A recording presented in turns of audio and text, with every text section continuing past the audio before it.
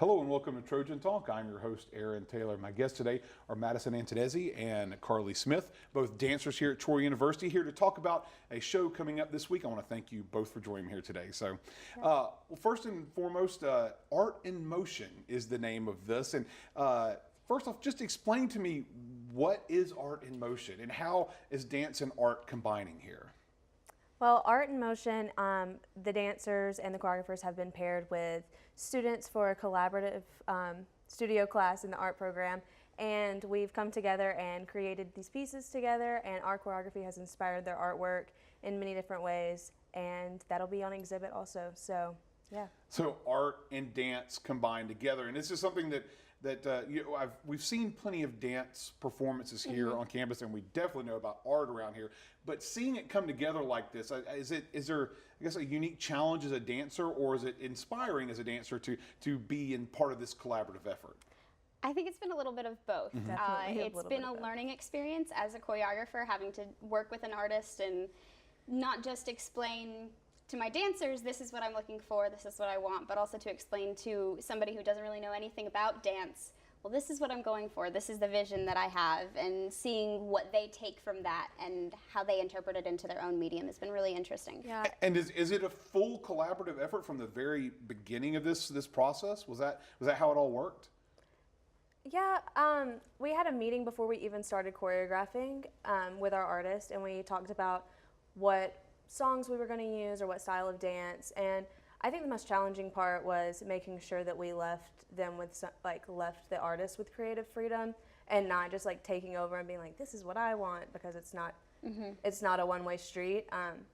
So I definitely think it was challenging, but it was very rewarding in the end, and I think it was great for us to experience that before entering into a world where that could become a very likely thing. And the style of dance, because obviously everything is up for grabs around here with the dance program, and that's the case in this performance as well, right? Yeah. We have 2 tap pieces, and then the rest of the pieces run the gamut from lyrical to contemporary to modern. They're all over the place. You've got something for everybody. Something for everyone. And let's revisit the choreography part of this, because both of you are both choreographers and dancers in this, because as you mentioned, this is an entirely student run operation for this, from the artists, the dancers, the choreographers, everything. So tell me a little bit about, I guess, the challenges of being both a dancer and a choreographer for a show of this scope.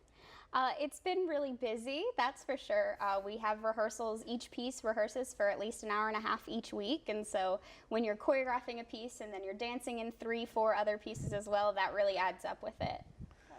Yeah, I think it's been a great experience. I know that the mind switch, especially during show runs, sometimes can be a little difficult, because when your piece is after a piece that you're in, all you can think about is like, man, I hope my dancers are prepared, but you have to be fully invested in what you're doing at that time. So it's kind of a challenging back and forth, but so worth it in the end. And now, neither of you are dancing in a piece that you were the choreographer for, right? No, so, no. Is that a little bit hard to do?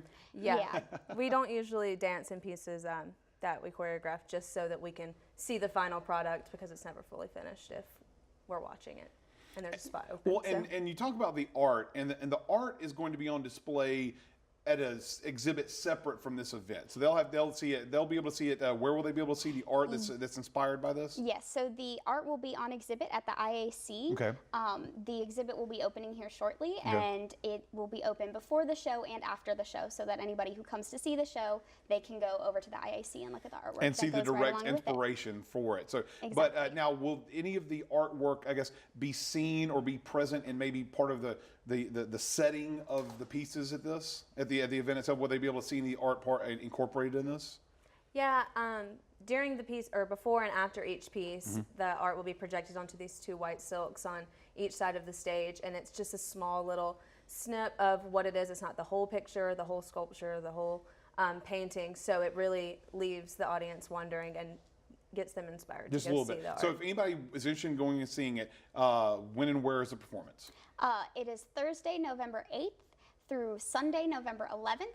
Thursday through Saturday is at 7 p.m. Sunday is at 2:30 in the Trojan Center Theater. All right, and if they want tickets, what can they do for tickets? They can stop by the box office, or they can go online to troytheater.org. All right. Well, good luck with the show, and Thank you. interested to see how all this works out, and want to maybe go check out the exhibit as well. So, thanks for joining me here today. So, Thank you. Thank you. and thank you for joining us on today's edition of Trojan Talk.